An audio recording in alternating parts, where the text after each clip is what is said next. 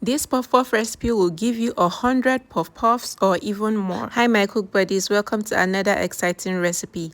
In this video, I'll be showing you how to make these delicious puff-puffs. If you're looking for puff-puff recipe for your business, then this is the one for you. I'll be giving you a detailed recipe and a step-by-step guide to get these soft and fluffy puff-puffs. So let's get right into the video. Into a clean bowl, add in about 10 cups of flour. Make sure to sift your flour before you it makes it more airy and takes out any lump or dirt. I'm going with about 2 cups of sugar and 1 tablespoon of salt. Please do not skip the salt. The salt just balances it out nicely. Add in about 4 tablespoons of powdered milk, which is optional. You can use the powdered milk flavor in place of this powdered milk. Then going with about 2 teaspoons of nutmeg. The nutmeg adds a warm aromatic flavor and fragrance to the batter. Going with 3 tablespoons of yeast. Make sure your yeast is very active. This yeast you see here is one ingredient that can make your batter go bad. If your yeast is not an active one, then your puff-puff is not going to rise.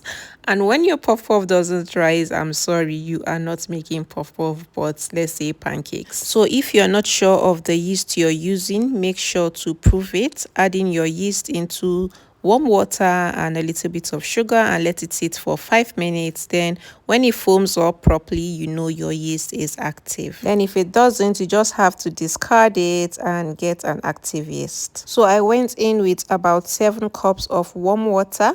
Make sure to use warm water, please, not hot water. When you use the hot water, it's going to kill the yeast and the yeast is going to be inactive. So please do not use hot water, use warm water instead. Proceed to mix this thoroughly because we do not want it to form lumps. Make sure you mix and give it a very good beating. We want the batter to be very stretchy, so you need to beat it thoroughly. If you are planning on making less puff-puff, you can just reduce it. For instance, if you're making 50 pieces of puff-puff, you can just divide this recipe into 2.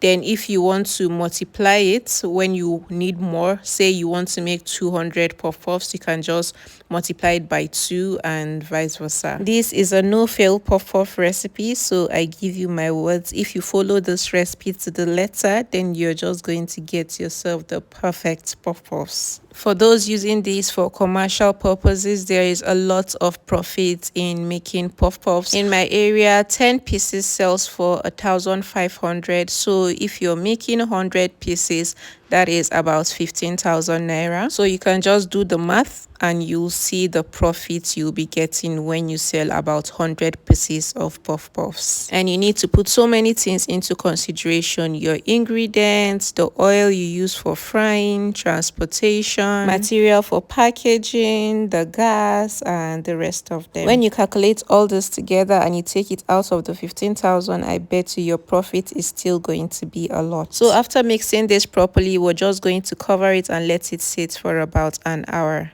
So it's an hour already. We're just going to open this up to see the results. You can see how well risen it is, and it has even doubled in size. When you have a very active yeast, then you have nothing to worry about. An active yeast does the work. Using clean hands, I'm gently going to deflate the dough. When you want to make your puff-puff, make sure after it is risen, you deflate the dough before frying. When you go ahead to fry it just like that without deflating the dough, you're not going to get that perfect texture for puff-puff that you're going for. At this point, make sure you are heating your oil already on low flame. Carefully squeezing the puff-puff into the oil just like this. Make sure your oil is on medium heat because we do not want it to burn before it is done on the inside. There are different methods of scooping the puff-puff into the oil, but this is the most preferred method and it's way easier. Just press it in between your thumb and your forefinger. Give it a stir just like this because we want it to brown evenly. We do not want some sides to get brown and some sides are still undercooked.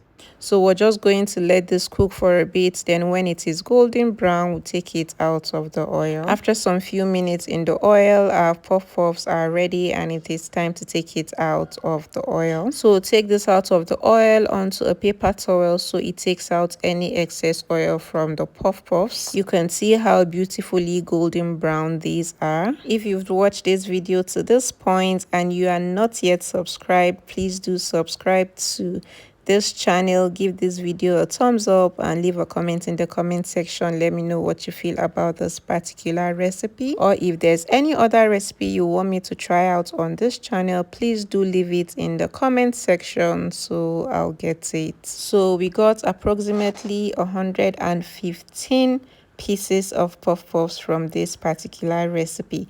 This recipe is a must try. The puff puffs looks beautiful, soft, airy and fluffy on the inside, super delicious and crisp on the outside. If you're looking for the perfect puff puff recipe, then this is it. I kid you not, you should try this out. Full list of ingredients and their measurements will be in the description box, so do check it out. Give this recipe a try and do not forget to return and give us your review. Thank you guys for watching. See you in my next video. Bye, cook buddies.